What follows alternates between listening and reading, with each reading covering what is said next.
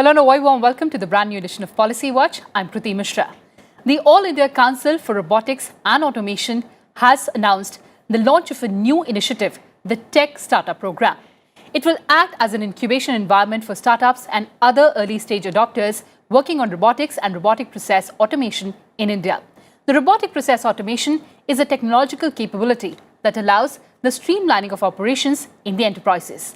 It also allows enterprises to automate their mundane and tedious processes, thereby enabling users to enhance their productivity through higher value-adding tasks. And to get deeper insights on the topic, I'm joined by Mr. Rajkumar Sharma, President, Council for Robotics and Automation, Mr. Ajay Kumar, Tech Entrepreneur, and also Mr. Kashiv Nuri, Tech Entrepreneur. Welcome to Rajya Sabha Television, all of you. Mr. Rajkumar, let me come to you first. Take us through the important highlights of the Tech Startup Program that your organization has launched. Okay. All India Council for Robotics and Automation is engaged in various activities to promote and build an ecosystem for robotics and automation in India. We have launched lot many programs. Recently, during our one of the B2C event yesterday in Technozian 2019, we have launched this Tech Startup Summit program. The concept of Tech Startup is to give mileage to all new companies, newcomers who wish to do something in technology. There are various kinds of requirement when somebody wish to start some new company, wish to become an entrepreneur. There might be a requirement of technology support, there might be a requirement of funds, there might be a requirement of reaching the marketplace to the right customer segment. So we actually bridging the gap. We have created a system wherein we have lots of members like AICRA in different verticals. We have like our corporate members, we have educationist members, we have B2C members. So wherein any startup they can connect to their direct target group. This is one aspect, benefit they can get it. Besides this, we have collaborated with lots of venture capitalists. So whosoever is required some kind of fundraising, so we can always help them. And there can be different kind of understanding with the company. We can have some kind of stake we can take within the startup, or other we can give them like kind of loan, or we can connect with them with the VC. So multiple options are there. And apart from this technology support, what happens, like any pass out engineer or anybody having different thought process, different kind of new thoughts in technology, and they need to have some technical guidance. So in that case, some of the domain experts has to be there, wherein they do not have any approach or connect. So we have many companies who are the industry partner with us. So those companies will be connecting with those startups. So that's how they can get all kind of technical support, knowledge, or infrastructure support kind of thing. So that kind of ecosystem we have built up. So all these three things are the basic necessity of for the startup. So we are actually bridging that gap. Normally, whenever we talk about any startup, the first question comes in the mind is the fundraising. That's right. Right. But actually, scenario is absolutely different. Suppose I am the student, I might be having some idea of my product or concept.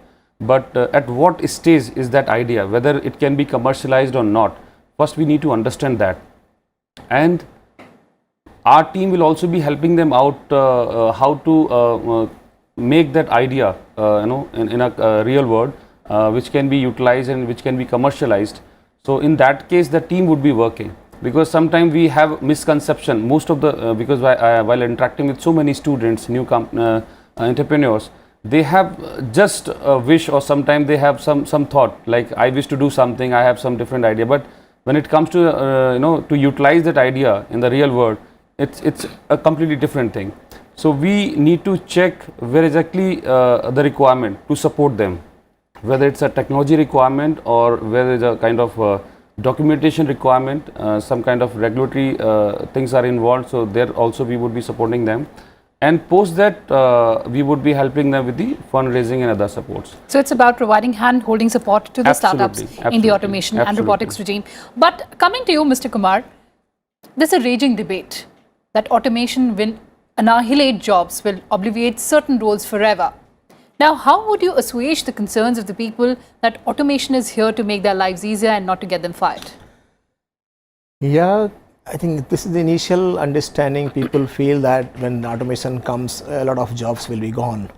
It's not the situation actually, not the real case actually. Whenever we have any process or any technology introduced for the betterment or improvement of a process, it all maybe it can create, it can result in some of the opportunity losses, but then it also create new opportunities by when you are introducing a new technology and bringing automation, because it is creating a new type of jobs. It is creating a new type of opportunities for the different level of engineers or different level of technicians. So it is never actually going to reduce the employment, but it's going to increase the employment, because it is not going to be implemented in one industry only, it will be implemented across the industries. So whenever you are actually implementing or adopting a new technology or automation across the industries, several hundred or several thousands of the jobs are created there. So it is one of the things which is need of the time, and it helps improving the productivity, it helps optimizing your process, and it also helps in safe working first of all. And apart from that, when you bring the automation into the system, robotics into the system, it actually give you a diversified understanding about the technology. It also give you about the overall improvement about the process requirement. Now, people must be working in suppose in a packing line, people are working, they must be only knowing the packing or maybe one process only. But when you bring an automation type of thing or a robotics into the system, they will also have a technologically enhanced knowledge. Instead of having a basic knowledge, they will have a technologically enhanced knowledge. That's very important for my view. Absolutely, that's a very important point that you're making. But coming to you, Kashif, you're a young entrepreneur. Tell us, what kind of infrastructure are the tech entrepreneurs eyeing in India?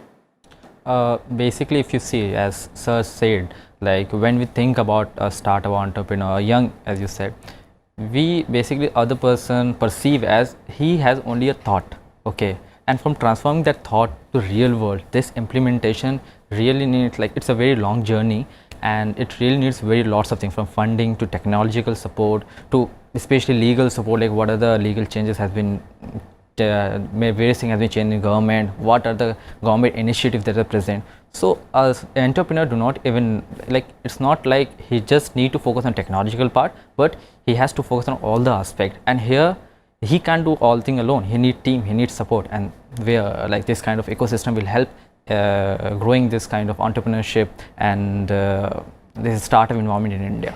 That's what I say. So the ecosystem is absolutely important. Exactly. But Mr. Rajkumar Sharma, can RPA foster work culture in enterprises and also in companies? That's something that the companies will have to ascertain. But the major challenge remains to drive this fundamental change. See, of course, RPA can be utilized across the industries. It's not limited to one particular industry. Startups, suppose somebody has to do something, some innovation in utilization of the RPA technology. If I talk about Indian market, people hardly know about RPA. Not many times we hear the terminology called AI or ML and all. But RPA recently started, and the challenge is we do not have any experts in India who can actually deliver the technology. In our education system, this technology is not available, professor doesn't know. In our industry as well, we do not find out any industry in India who is actually using, it is just in its initial phase. In fact, ICRA recently had tied up with one of the leading company worldwide, that is UiPath. So we would be facilitating like how this technology can be transferred to the educationist. So we would be developing the content and with the help of such companies, and so that educationist can deliver it to the students, and so that we can make people ready for the future jobs in RPA. And this RPA can be utilized in two modes. One, in our processes, like you have to build up some automated process. In that case, this RPA technology can be utilized. And of course, to build that network, we need people who can actually, this is the future requirement. So once it is implemented in education system, so obviously we would be able to fill the gap of the future requirement as well.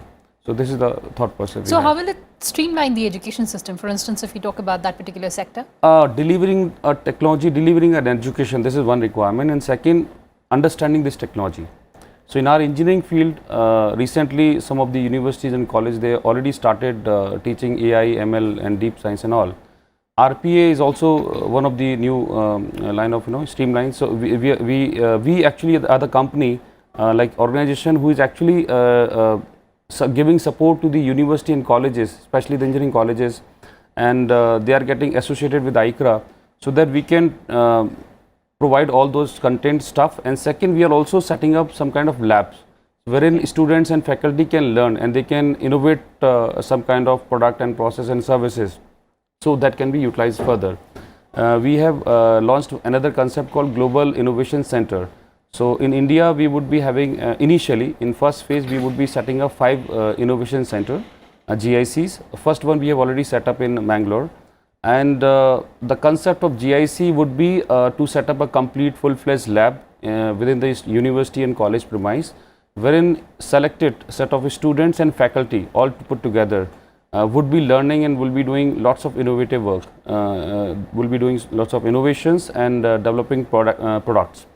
Later on, the similar product can be commercialized, so there will be an accelerator as well. And so this kind of concept will is the actually requirement of the education system. Today what happens, we develop the content, and from last 15-20 years we are reading the same content, right? So engineering is something which is more of practical thing. Right. So unless or until we do some kind of innovation, and educationists and industry both have to come on a same platform. If there is no synergy between industry and educationists, there would always be a kind of gap available in the market. So whenever we talk about any company, suppose I am running a company, I need expertise in RP or any other technology. If I source a student from the college, freshers, first I need to train them. Right. I need to invest money, time, energy, everything. After 6 months or a year time, once they understand, then only we can utilize them. So why to waste such a huge time? So better to give that content to the university and colleges so that we can get the people ready for the future jobs. So there has to be a linkage between industry and education. It's very important. That's very important for even the employment opportunities in India. But coming to you, sir, as he said, that the potential is massive. India is already on the cusp of transformation, trying to be a hub of innovation and also digitization. Globally, the RPA industry is pegged at around $100 billion. What are the growth prospects of RPA in India according to you?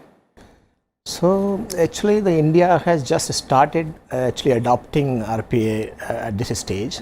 Some of the continuous manufacturing industries, part of the automotives had adopted it, robotics in India, and part of the pharmaceutical has adopted some of the automations, high level of automations, because it needs untouched and unmanned type of operations because of the type of medicines they produce. Also, it is actually automation is coming up very largely into the consumers manufacturing now, because consumers manufacturing needs a high level of automations to increase the efficiency and and the productivity into that. Because since most of the machines are running at 500 units per minute or 1000 units per minute, it is extremely challenging to manage manually. Yes. And that is where the automation plays a very important role. And even the robotics plays a very important role there, because some of the operations are robotized, some of the operations are highly automatized. This helps actually them to achieve their daily productivity to meet the market requirement. Because a company like Unilever or company like Procter & Gamble or any of the Godrej, these companies are highly consumer items company. And to meet the market requirement, they must have the speed up process, they must have the optimized process into their manufacturing sites. So we do sometime projects with these companies, and then we actually help them in automation front into some of their manufacturing lines, and that actually improves their productivity by 30%, 40%, and it doesn't reduce the manpower, because the similar manpower is trained to adopt the automations, and then productivity increased by that much. I mean, a 10% productivity increase in those type of environment is $1 billion in savings for them. When a company like $75 billion Unilever improve 10%, it is a huge, because their margins are not so high in consumers generally. The margins are limited in consumer side. So a 10% saving or a 10% improvement plays a very important role in their top line and bottom lines. And automation is essentially helps them definitely here. Like we are producing, we are actually developing a fast EV charging system. Okay. Now EV charging is the one of the pain area in the country, and since we have all slow charging system in the country, it is difficult to adopt the electric vehicles in the market. At this stage, it is limited to two-wheeler and three-wheeler only. Mahindra and Tatas have introduced four-wheelers, but since the fastest charging time available currently is 2.5 to 3 hours for any four-wheeler, I don't think anybody is going to buy them unless we bring it down to less than 40 minutes or less than 30 minutes charging time. We have been developing a system, it is being tested already in one of the places in Chhattisgarh, where a whole charging system has been automated.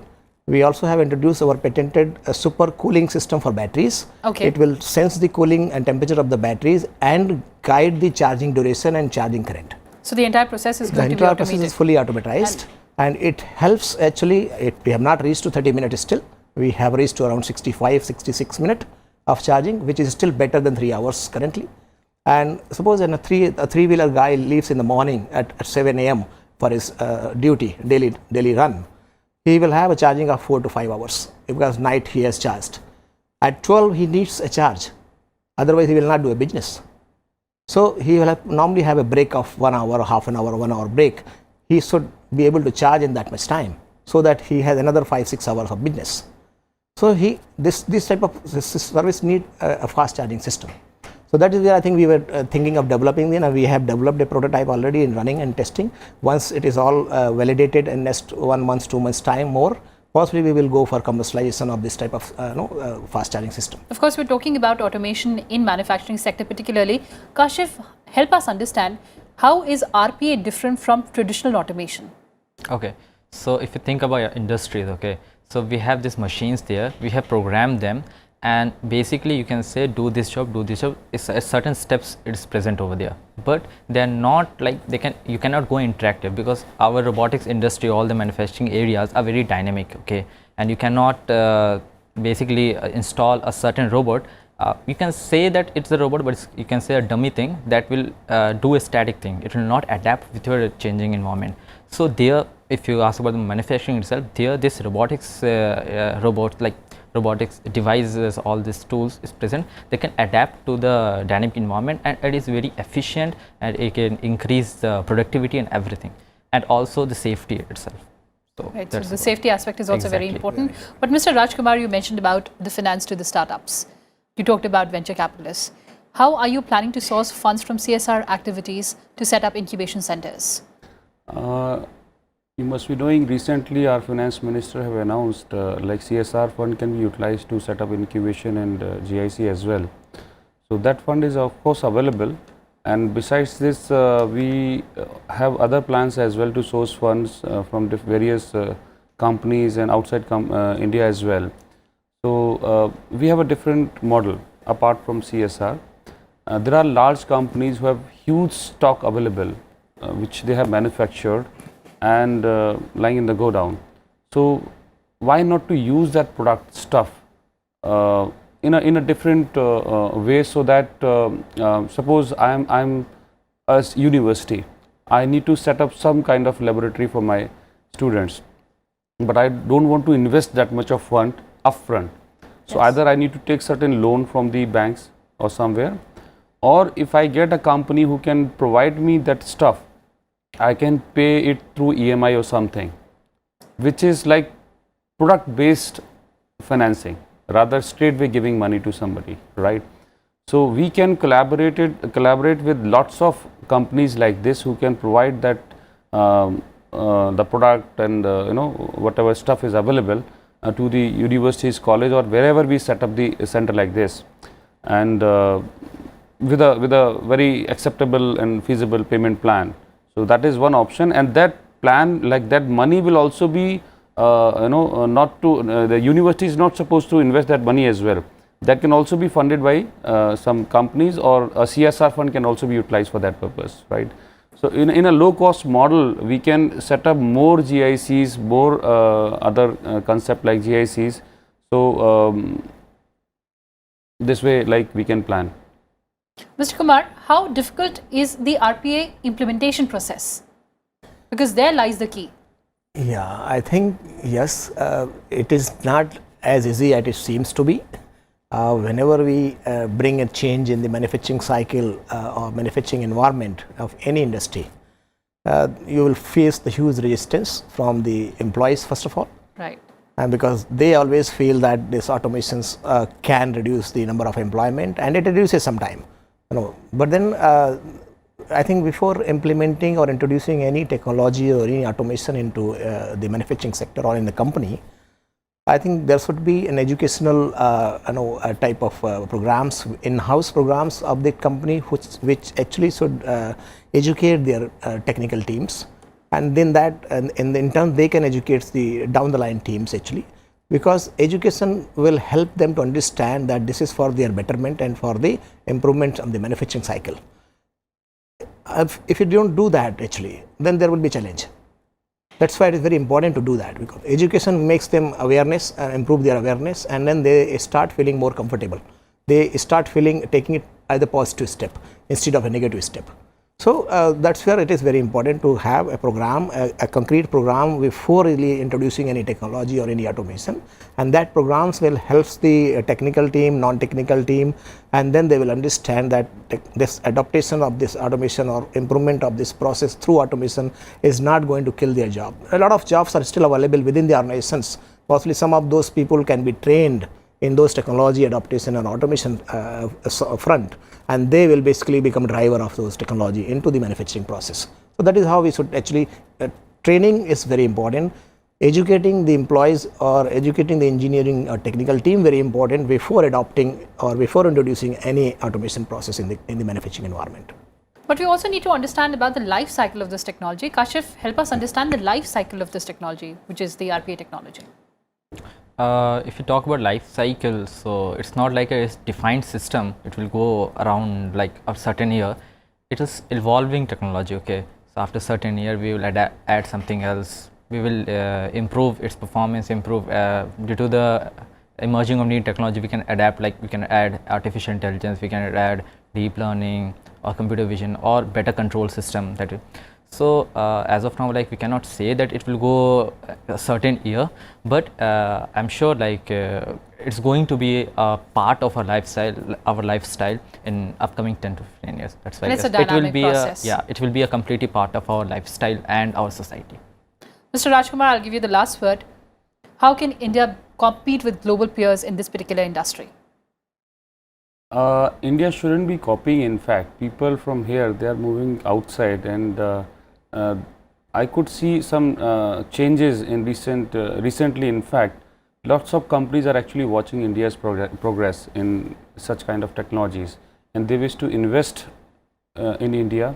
They wish to collaborate with companies, and so that this is a big opportunity for us as well, and we should be encashing that, and we have to create an environment wherein we have to, be it a government or be it the industry or anybody, the educationist, we have to create an environment wherein we build an ecosystem. It is not our job only, it is everybody's job, and so that foreign investors can look with a positive note, like India is the right time to get such kind of investment.